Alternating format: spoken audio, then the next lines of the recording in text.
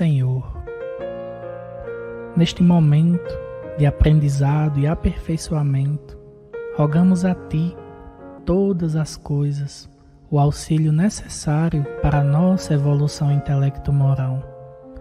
Nós, Seus filhos transviados do bom caminho, necessitamos mais do que nunca do Seu amor e do Seu auxílio em meio às lutas da vida cotidiana.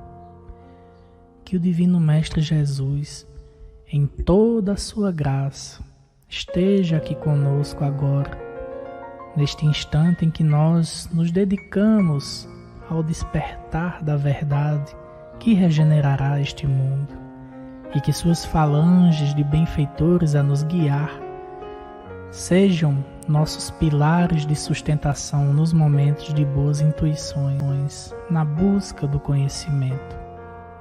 Deus, nosso Pai de suprema inteligência e bondade, que nossas atitudes sejam cada vez menos obstáculos à livre manifestação da Sua vontade na terra, e que o nosso exemplo sirva de farol a iluminar os caminhos dos nossos irmãos mais necessitados que nós. Obrigado, Pai, por mais um dia, e que hoje terminemos esta jornada melhores do que a iniciamos. Que assim seja.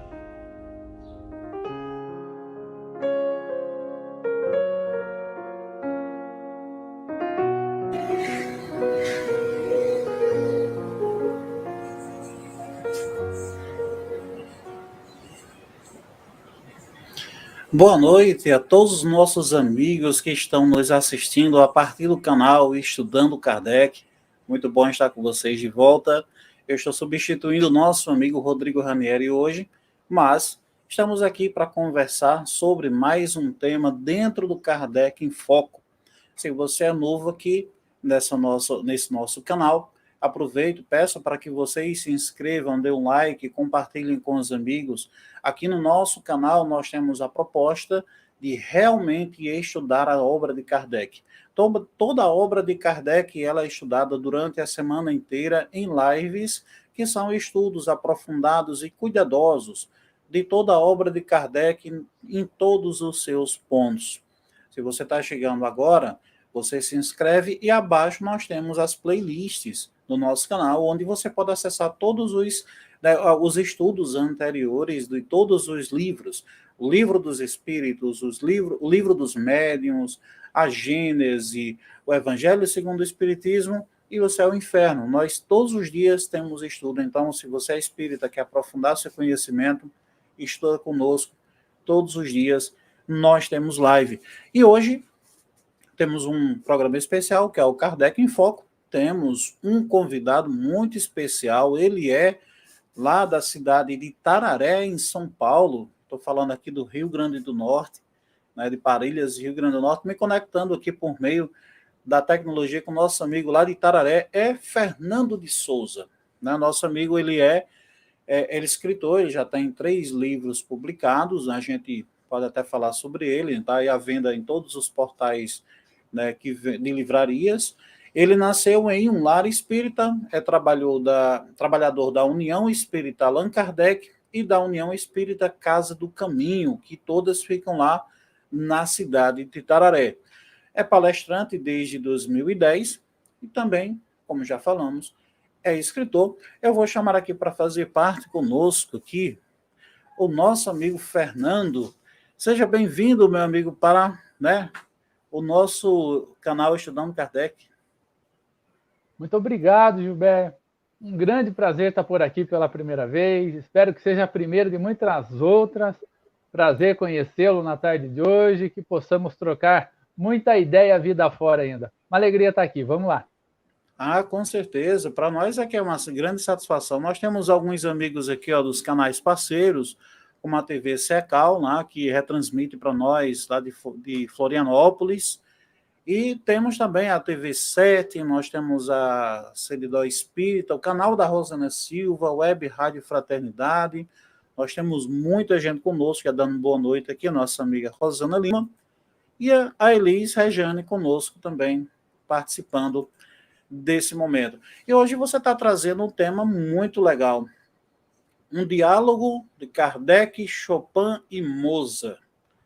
Bom, Chopin e Kardec até foram contemporâneos, né? Mozart um pouquinho mais cedo. Será que vai dar match esse encontro desses três grandes?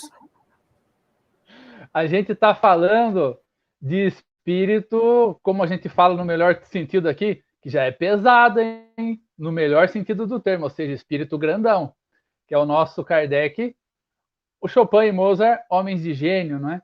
Então a gente vai ver o que a gente pode entender do que seja a evolução espiritual através do comentário de Chopin e através dos comentários depois de Mozart. É bem interessante. E como preâmbulo, vamos falar um pouquinho a respeito da Revista Espírita. Por que ela não é tão estudada como poderia ser? Vamos trocar uma ideia a esse respeito. Você está mudo, Gilberto? Nossa, acontece, né? É verdade, a Revista Espírita é a fonte, né, de basicamente tudo que a gente vê na obra da codificação, porque era ali que era o laboratório de Kardec, né? Então eu vou deixar com você, meu caro amigo, para que você possa ter essa grande responsabilidade de reunir esses três gênios, dois músicos e um gênio universal como Kardec. Vou deixar isso aí com você e bom trabalho aí. Obrigado, Gilberto. Até daqui a pouco, meu amigo. Muito bem, estamos nós então.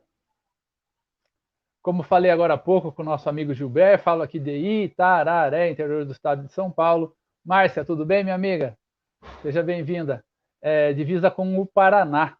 Para quem não sabe, aqui estamos bem próximos à região sul do país. E assim que a Rosana nos fez esse convite, Rosana também é uma querida amiga, abraço, minha amiga, já veio imediatamente a ideia de tratarmos de algum aspecto a respeito da Revista Espírita. Porque assim, meus amigos, durante essa pandemia, logo quando a pandemia começou, lá em março de 2020, 1 ano e 9 meses já, né? Eu dei início a um projeto que eu já vinha buscando executá-lo, mas por falta de tempo ia prorrogando. Reler a Revista Espírita, do primeiro ano ao último ano. Como por conta da pandemia ficaria, como ficamos todos para dentro de casa, eu falei, é agora. Nós tínhamos feito já essa leitura lá pelo ano de 2008, 2009, mas tinha sido em PDF, pelo computador. E eu confesso a vocês que eu ainda, como a gente fala aqui, eu sou meio do sistema antigo, eu gosto de livro físico, né? Nessa segunda leitura, agora durante a pandemia, eu tive a oportunidade de trabalhar, então, com a Revista Espírita, agora ela em livro físico. E eu ganhei a coleção toda de um grande amigo aqui de Itararé. E eu falei, vai ser agora, né? Vamos aproveitar esse tempo de reflexões, esse tempo que não serão fáceis para a humanidade, mas vamos buscar algo de bom nisso. E começamos a revisitar a Revista Espírita. E, meus amigos, parece que eu nunca a tinha lido.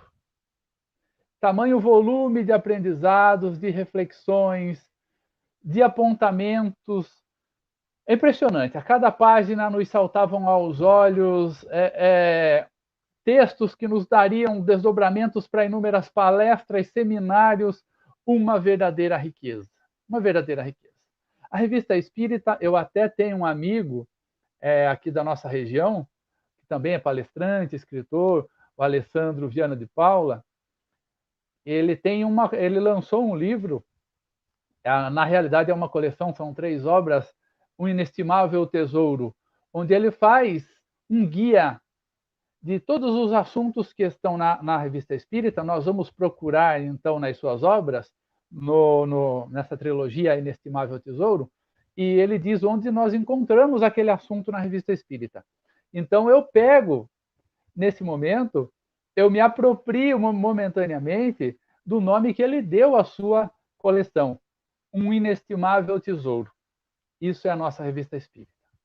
Ali nós vemos Kardec mais próximo.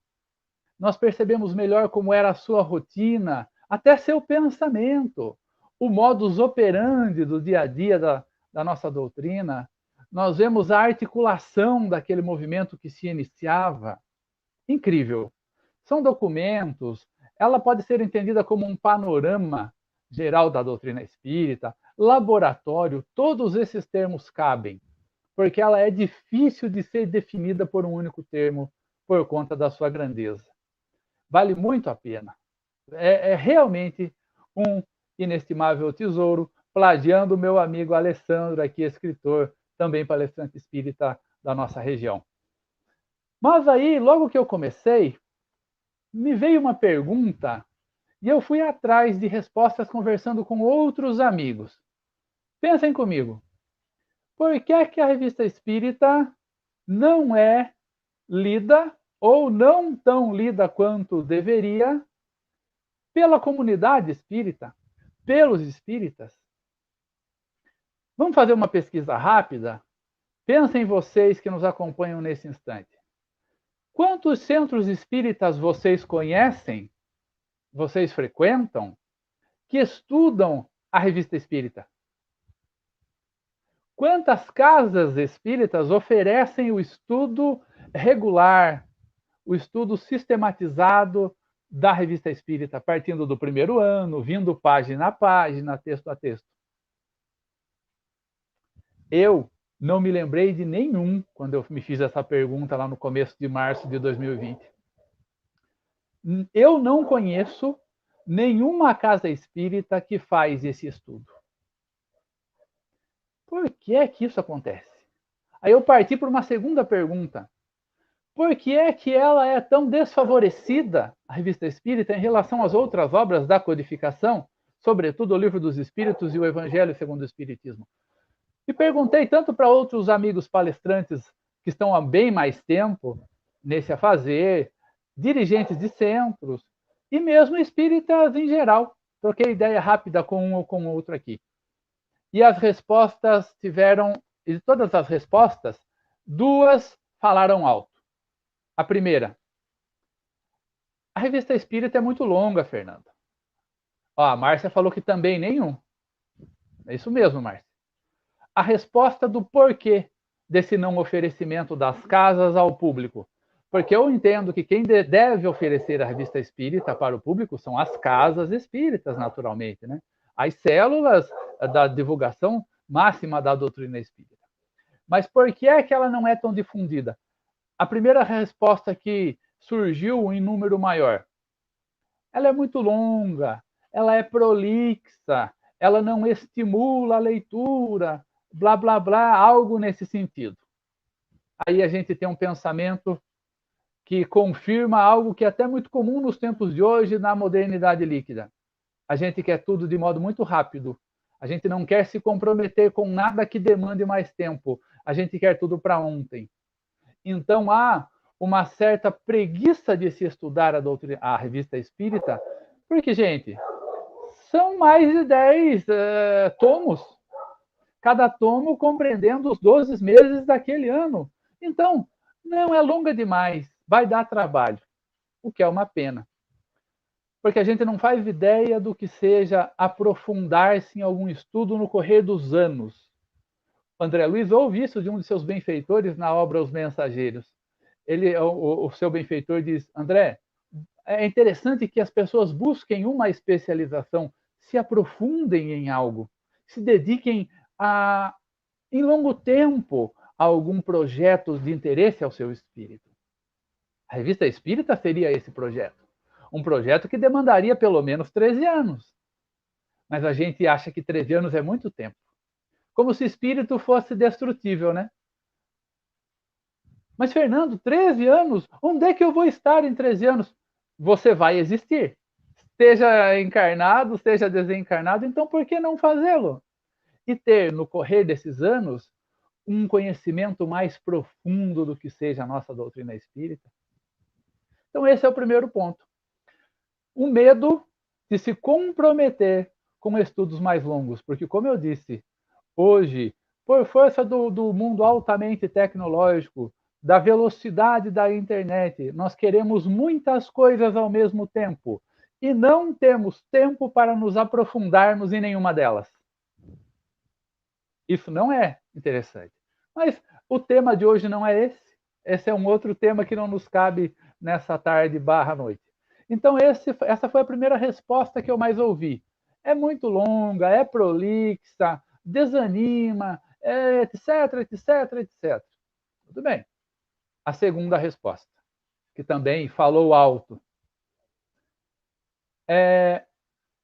Paira na mente do espírita, daquele que não conhece a revista espírita, que ela, por ser muito volumosa, ela é desnecessária, porque tudo aquilo que é realmente interessante, Kardec deixou na chamada codificação, no chamado Pentateuco, melhor dizendo, né? São eles o Livro dos Espíritos, Livro dos Médiuns, Evangelho segundo o Espiritismo, o Céu e o Inferno, a Gênese. Então tem um entendimento enganoso de que o que realmente se faz necessário está nesses 5 livros. Ou seja, quer dizer, a revista espírita tem muita coisa que hoje já não teria, digamos assim, uma necessidade real. Por isso ela se torna dispensável. Outro erro crasso, muito grande. Uma pena.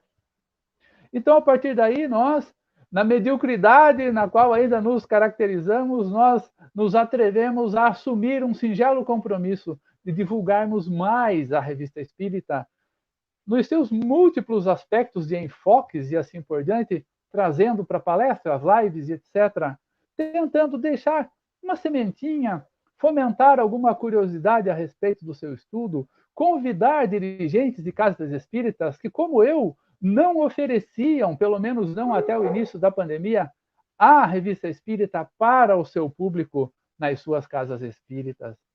É falar da revista espírita, colocá-la em circulação verbal para que, quem sabe, suscite aí algum desejo em outras pessoas de também beber dessa fonte maravilhosa. A revista espírita, gente, é muito interessante, é muito importante para entendermos a doutrina espírita. Ela não é só um diário de Kardec, não é só esse panorama, não é só a história, a historiografia da doutrina espírita, ela vai muito além disso. Ela é os fundamentos da doutrina detalhados. Detalhados, e eu vou dar um exemplo já já. Duas coisas me chamam muito a atenção na revista espírita, evidenciando a sua grandeza. Primeiro, realmente há uma infinidade, pelo menos um grande número de textos que estão no Pentateuco, no chamado Pentateuco, naquilo que popularmente, né, convencionou-se chamar as 5 principais obras, o Pentateuco. Há muitos textos que estão difundidos pelo Pentateuco, espalhados, que tiveram por base um texto da Revista Espírita. Primeiro saiu na Revista Espírita, depois saiu na Gênese, saiu no Céu e o Inferno. Porém, meus amigos, geralmente, aquele texto que está no Pentateuco, na Revista Espírita, ele é maior, ele é mais detalhado, é mais interessante, porque nós nos aprofundamos um pouco mais naquele assunto. Eu tenho como exemplo aquela questão em O Livro dos Espíritos, onde Kardec coloca, né, a respeito do aborto, e os espíritos dizem que não, de modo algum ele deve ser praticado, afinal, uma encarnação é uma ocasião para que o espírito venha para mais uma vida na matéria, o que é de suma importância para a sua evolução, e de modo algum o aborto deve ser praticado, a não ser em uma exceção, quando a mãe está correndo risco real de vida. Aí fica a critério da família, enfim, mas a priori não ao aborto. Maravilha. Qual foi a minha surpresa quando eu encontrei a resposta dessa pergunta que Kardec fez em um texto, em um questionário que Kardec faz a um médico já da espiritualidade, que havia desencarnado há relativo pouco tempo. E ali tem várias outras questões onde ele trata das questões do aborto, da evolução do espírito e etc. Ou seja, existe um aprofundamento de texto. onde nas obras do Pentateuco, geralmente o texto tem poucos parágrafos, cabe ali uma página no máximo. Na Revista Espírita, ele foi proveniente de um questionário. Kardec conversou com o espírito, ali estão várias e várias questões. Muito interessante, vale a pena, essa é uma das razões. A segunda razão, também é muito comum na Revista Espírita nós encontrarmos informações interessantíssimas e que até hoje suscitam dúvidas em muitos espíritas que não estudaram a Revista Espírita, e na Revista Espírita essa questão já está resolvida. Deixa eu ser mais claro. Questões que hoje ainda geram debate em grupos espíritas, Kardec já resolveu na coleção da Revista Espírita. Está lá. Questões como, por exemplo, existe ou não existe reencarnação, ou melhor, nascimento na espiritualidade? Não sei se vocês sabem, mas há grupos de espíritas que dizem, por conta de terem recebido psicografias, terem lido uma ou outra obra, que afirma ter nascimento na espiritualidade, geração de vida na espiritualidade. E Kardec é categórico. Não há geração de vida na espiritualidade, não existe gestação. Isso são questões da biologia nossa, do mundo concreto, é daqui que isso se faz necessário, para que o espírito possa ter ali um veículo, que no caso nosso é o corpo físico, para transitar. Há também um texto muito interessante, ou melhor, naquela categoria chamada palestra de além-túmulo, quando Kardec conversa com algum espírito, onde um espírito nos explica o que ocorre com os animais. É incrível, gente. É muito, muito valioso tudo o que aquele espírito fala, nos dando explicações plausíveis, razoáveis, racionais do que ocorre com o princípio inteligente que habita o animal. Ele ainda não é alma, ele ainda não é espírito, e o que ocorre depois que ele morre? Está lá. E isso gera debates acalorados em grupos espíritas, porque julgam haver o céu dos cachorros, cachorro que foi para o céu, e não é nada disso. Não vai dar tempo de eu tratar disso agora. Quem desejar depois, a gente pode até deixar o número do ano e o mês onde está esse texto, mas é impressionantemente esclarecedor. Deixa eu deixar aqui a dúvida no ar, né, para que a curiosidade no ar, melhor dizendo, debrucem-se sobre esse texto. E a gente vai ver que animal, está lá no texto, animal não desperta na espiritualidade, ele não acorda na espiritualidade. Ele é só um aglomerado de germes, que assim que o animalzinho tem o seu hábito físico, aquele princípio inteligente representado ali por uma aglomeração de germes, esse é o termo que está lá, ele se coloca à disposição da lei para o mais breve possível adentrar em outra ninhada e ter uma nova experiência, porque ele só precisa de experiências físicas nesse momento. Mas não vou entrar aqui, não dá tempo, o tema hoje é outro. Então, gente, a Revista Espírita é um verdadeiro show, e é uma pena que ela seja até o momento tão pouco estudada, debatida, tão poucas palestras sejam feitas a respeito dela, que ela seja tão pouco ventilada nas casas espíritas. Mas eu imagino que nós podemos começar todo esse movimento agora, sem problema algum, sem chorarmos pelo leite derramado, ou melhor, nem derramado foi, né? Nós não estudamos a Revista Espírita, e começarmos com muito vigor a partir de agora. Fica aqui, então, como eu disse há pouco, o nosso humilíssimo convite. Bora nos debruçar nesse inestimável tesouro que é a Revista Espírita do nosso Kardec. Vale muito a pena. Muito bem. Encerrado esse nosso primeiro momento, né? Vamos tratar agora daquilo que é o tema do nosso encontro de hoje. O diálogo de Kardec com Chopin e o diálogo de Kardec com Mozart. Como bem disse o Gilberto aí, são dois espíritos imortais da história humana, não é? Nosso Chopin, Frederic Chopin, pianista, e também o nosso Mozart, músico que até hoje, vejam o que é a obra de um homem de gênio. Lembrando o que é o homem de gênio, né? Que ambos o eram. Chopin e Mozart. O homem de gênio, conforme trata Kardec em A Gênese, logo no começo da Gênese, o homem de gênio é aquele que traz um conhecimento a respeito de algum aspecto da evolução humana que aquele conhecimento está num volume muito maior do que o conhecimento geral da humanidade, onde ele vem para encarnar por um tempo. Então, no caso do Chopin, era música. Mozart, também música. O que é que eles entendiam de música? Muito, muito, muito mais do que qualquer outro ser humano comum aqui, como qualquer um de nós do planeta Terra.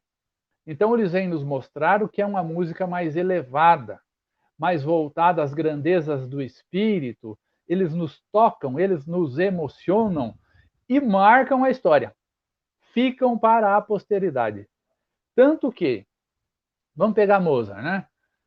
Viveu numa época onde não existia editora, não existia sistema de difusão de som, não tinha rádio, internet, som digital, microfone, nada. Ele compunha, escrevia a partitura e uma ou outra pessoa passava a copiar e distribuir aquela partitura. Um trabalho de formiguinha. E eu tenho certeza que se eu assoviar alguma canção do Mozart, todos nós lembramos dela. Obra de um espírito que, ao encarnar, se torna um homem de gênio. Né? Quanto tempo será que irá durar? Gente, eu não falo por mal, não. É apenas uma reflexão aqui. Bora pensar a respeito. Quanto tempo será que vai durar na nossa mente essas músicas que estão tocando na FM agora? As músicas comerciais, como a gente diz. Nenhuma censura da minha parte. Eu escuto FM o tempo todo.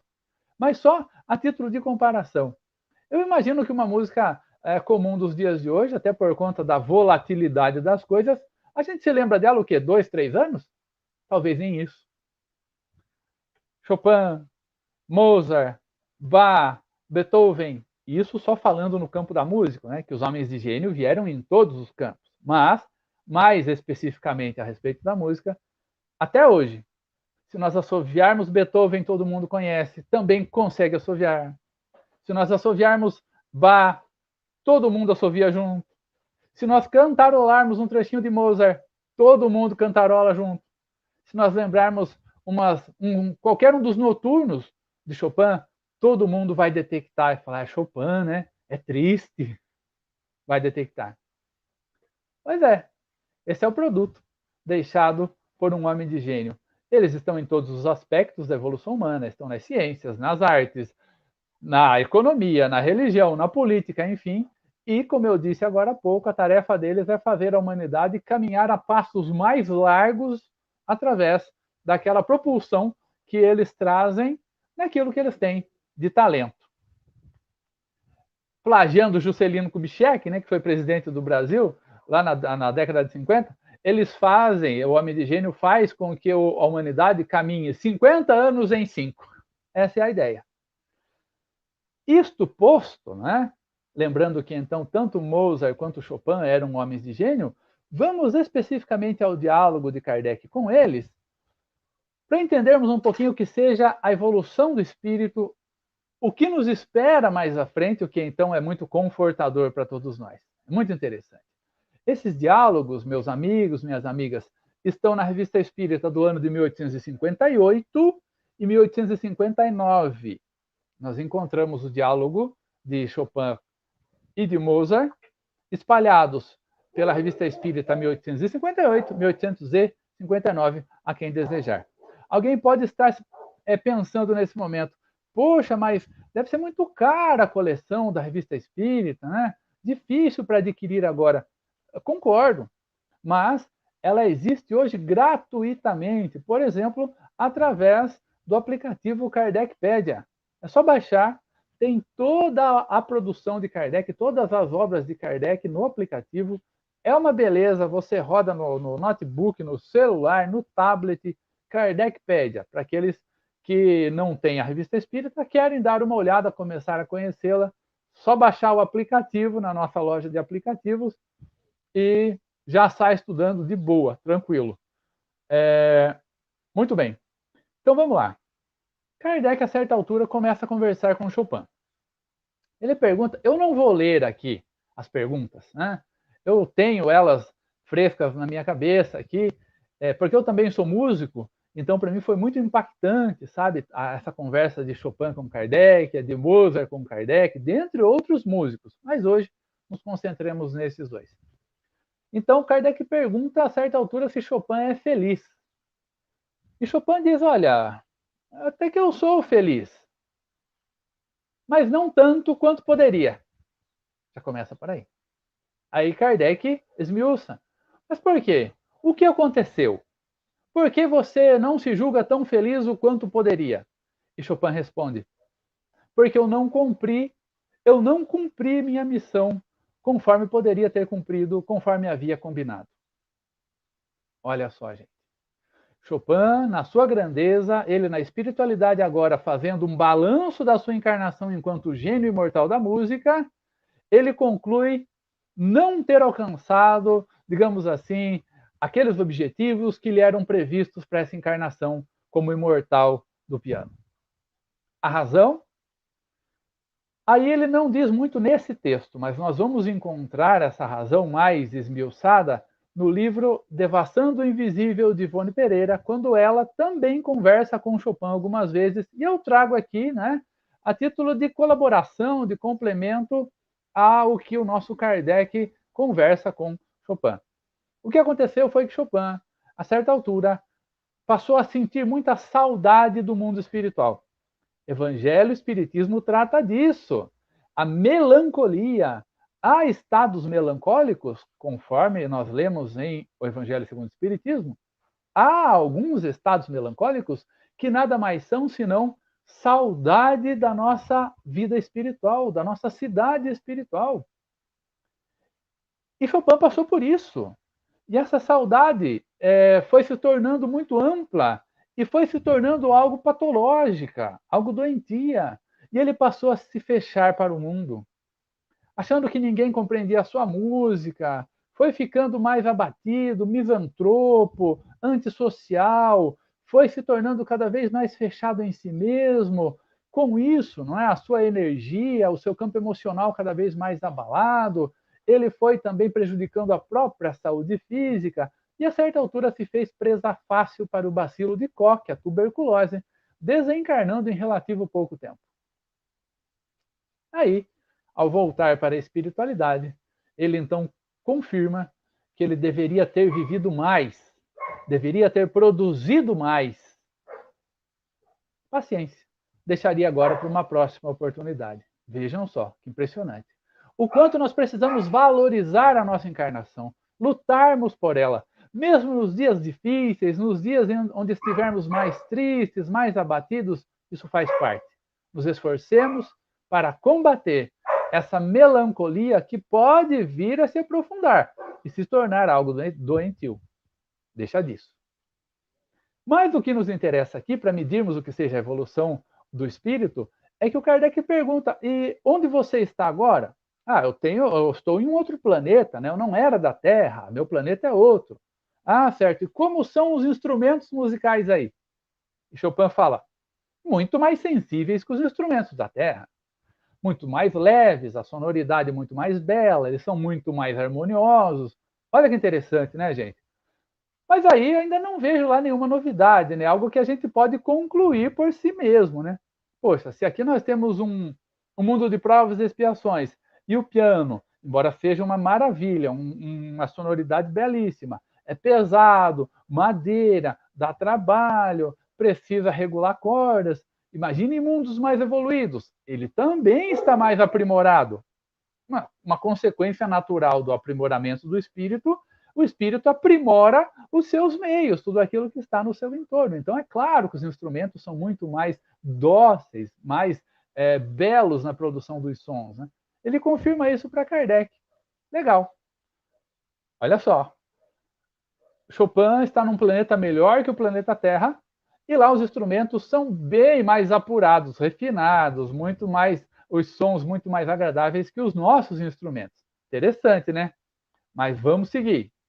Depois, o nosso Kardec vai conversar com Mozart, vai bater um papo com Mozart. E, gente, Mozart é muito maior do que a gente imagina. Mozart é muito mais evoluído que o próprio Chopin. Mozart já habita Júpiter. Júpiter, no nosso sistema solar, já é considerado um mundo feliz. Isso nós vemos lá em O Livro dos Espíritos.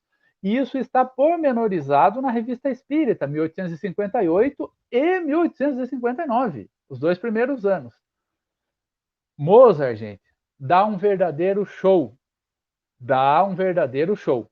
Deixa eu só interromper porque é interessante que o Damásio nos trouxe. No filme Nosso Lar aparecem cães, aves, sendo assim, tem animais nas colônias espirituais desencarnados. Veja bem, meu amigo Damásio, o que algumas informações nos dão conta que é uma espécie de uma projeção. É uma projeção para que aquilo colabore com o meio. A Revista Espírita de Kardec é muito clara. Animal não desperta na espiritualidade. E tem todo, mais ou menos umas 60 questões. Kardec chega a um ponto, ele quer refundir tudo aquilo. Ele volta e vai batendo nas questões para que elas fiquem bem claras. E o espírito vai explicando ponto a ponto.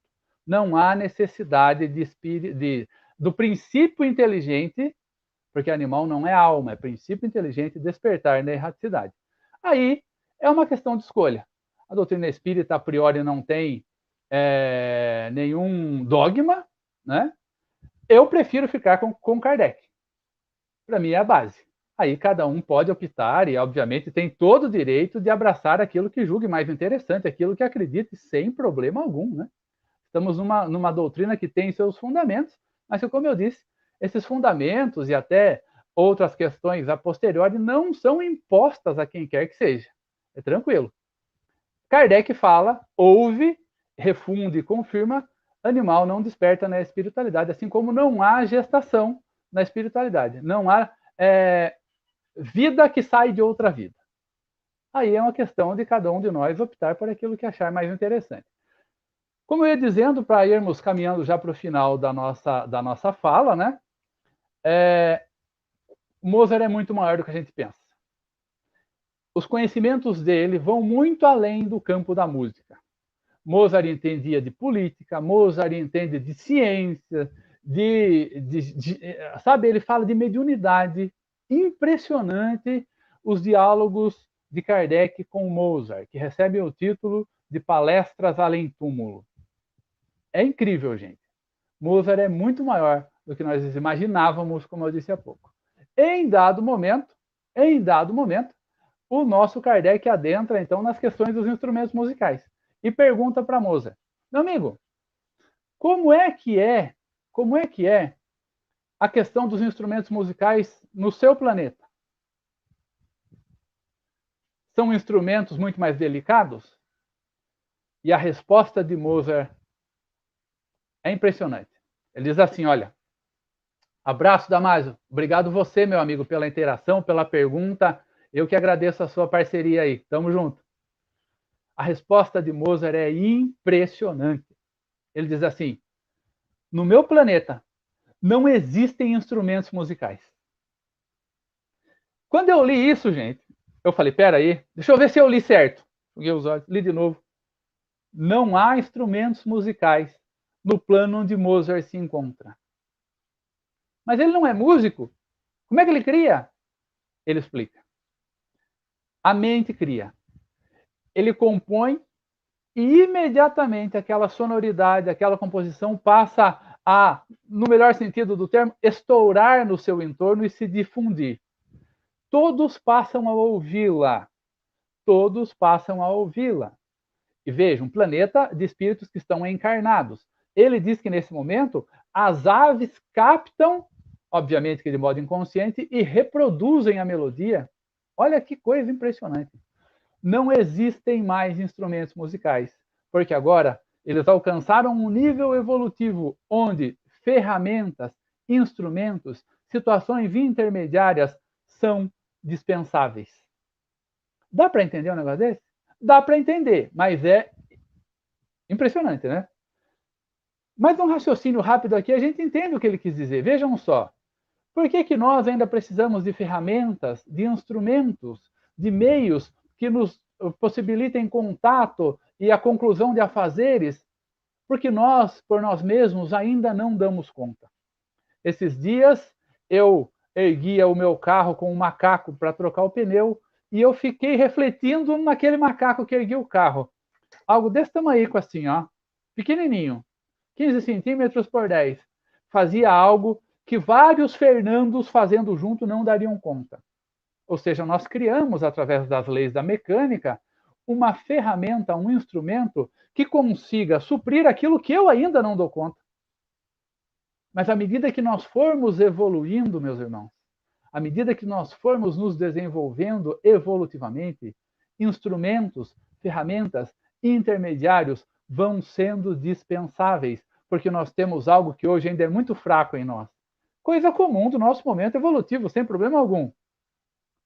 Poder da mente, grandeza de pensar e criar. Sois deuses, lembremos o Cristo, que nesse momento lembrou o Cristo de um trecho dos Salmos. Chopin, que está um pouco acima de nós, ainda precisa de instrumentos, mas os instrumentos dele são muito mais refinados que os nossos. Muito mais. Beleza, dá para entender, né? Mozart, no mundo onde ele habita, Júpiter, o mundo feliz do sistema solar, isso está em Livro dos Espíritos, está na Revista Espírita. Mozart, no mundo feliz do qual ele já faz parte, não há a necessidade de instrumentos. Não precisa mais de ferramentas, porque eles têm a mente. O maior potencial criador de todo o universo é a própria mente. Lá, eles já, por conta de suas evoluções, eles têm essa mente como a criadora de tudo que eles precisam. Pensou, produziu. Bacana, hein? E sabe qual é a melhor notícia de todas? A gente também vai chegar lá. A gente também vai habitar mundo perfeito. E a gente também vai compor sem precisar de instrumentos.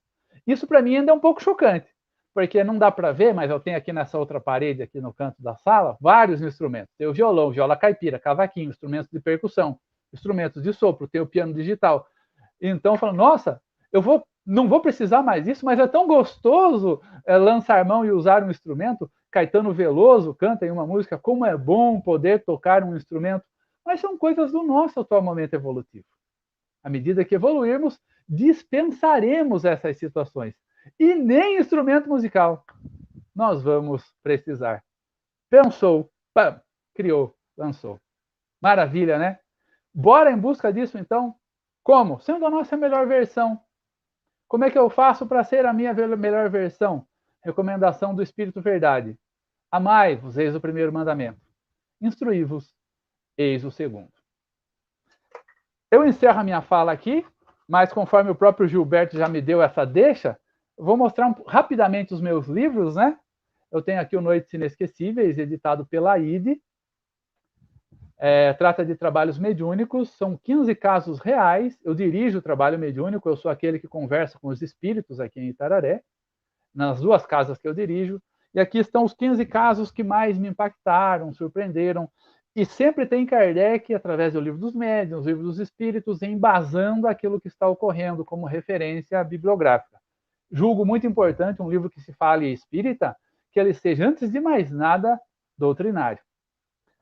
Daí, no ano seguinte, em 2020, saiu Estação Final, agora pela La Chatre. Esse livro trata de momentos de desencarnação, onde nós vamos ver pessoas desencarnando bem, outras não tanto, e outras desencarnando bem e mal. Lembrando que o modo de desencarnação de todos nós estará diretamente ligado ao modo pelo qual nós vivemos, né?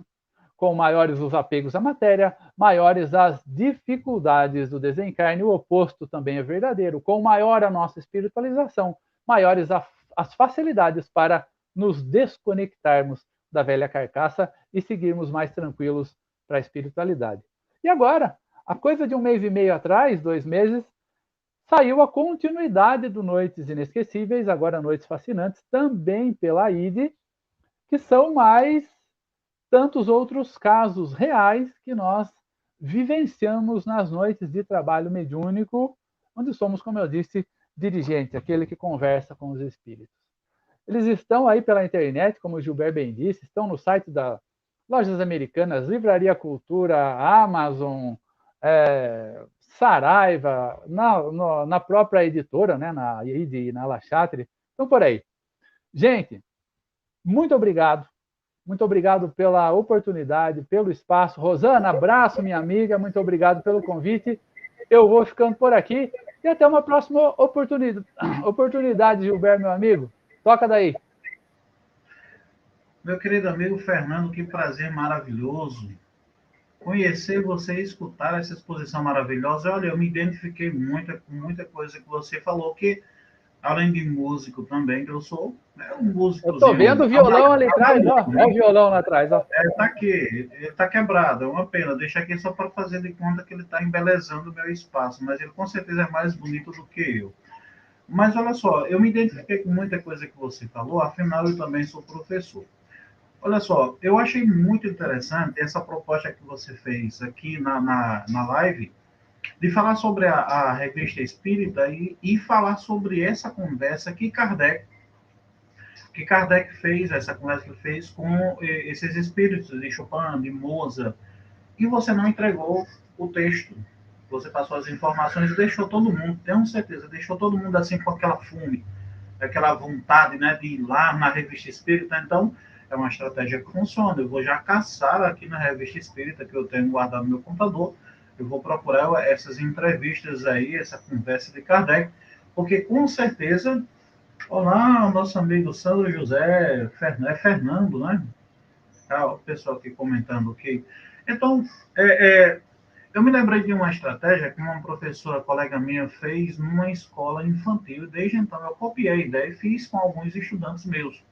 O que é que ela fez? Ela fez o seguinte: uma determinada manhã, ela dava aula logo cedo pela manhã, ela foi à biblioteca da escola e espalhou por todas as carteiras um livro infantil qualquer. À medida que as crianças iam chegando para começar a aula, eles ficavam intrigadas por que aquele livro estava ali, né? De repente a gente coloca um livro aí do nosso amigo Fernando, né? Que é para chamar a atenção também, esse livro bonito aí, eu vou comprar, certeza. E aí, olha só, as crianças ficaram encantadas com os livros, começaram a folhear, ficaram muito curiosos, então tocou o sinal de começar a aula. Ela então foi a cada carteira e pegou os livros e os meninos perguntaram: por que você está levando? Não leva não. Eu preciso, eu queria conhecer isso aqui. Ela disse: não, vocês vão ter que assistir a aula agora. Se vocês quiserem me conhecer, vocês vão lá na biblioteca e pegam o livro. Então os meninos todos foram. Então é preciso você causar a fome para que alguém tenha vontade de comer. Então eu gostei da sua estratégia. Mandar um abraço aqui para o nosso amigo Damásio também, seu amigo, né? Fernando, está mandando um abraço para a gente. Ô, Gilberto, eu só queria responder também. Damásio, abraço, meu querido. A Rosana, ela perguntou se há outros artistas na Revista Espírita. Muitos, do campo da música, artistas de teatro, escritores, chove de escritores. Eu tenho algumas palestras que eu abordo os escritores, impressionante. Tem pensador para chutar, filósofos, muito bacana. Sempre naquela parte da revista que Kardec chama Palestras de Além Túmulo. Ali o Kardec entrevista esses espíritos. Segue daí, meu amigo. Pois bem, meu caro, eu quero agradecer imensamente a sua disponibilidade e dizer que você agora que participou conosco, com certeza vamos bater mais uma vez na sua porta. E no momento que precisar de nós também, aqui do Estudando Kardec, você conhece já a Rosana. A gente está se conhecendo agora, é um prazer. Já deve conhecer o nosso amigo Rodrigo, também uma figura muito fantástica. Então, estamos aqui, né, para ajudar em alguma coisa, participar. E com certeza você é mais um dos nossos amigos que vai ser chamado sempre. Ó, de repente aparece uma batida na porta, eu Estudando Kardec. Com prazer, meu amigo. Muito obrigado. Deus abençoe a vocês. E a todos vocês que assistiram conosco, nosso muito obrigado, né, por esse momento, pela participação conosco aqui. Aproveita, quem você é novato, conhecendo agora o Estudando Kardec, inscreva-se no nosso canal. Aqui a proposta do canal é estudar Kardec, as obras básicas, e a gente vai colocar também a Revista Espírita, hein, Fernando? Esse é projeto do Rodrigo, de um bom tempo já. Nós vamos fazer isso aí. Com certeza nós vamos fazer. Então, a nossa amiga Márcia está agradecendo também. Obrigado, Márcia. Muito obrigado. Que todos vocês tenham uma excelente semana. Que Deus abençoe a todos. Tchau, tchau. Tchau.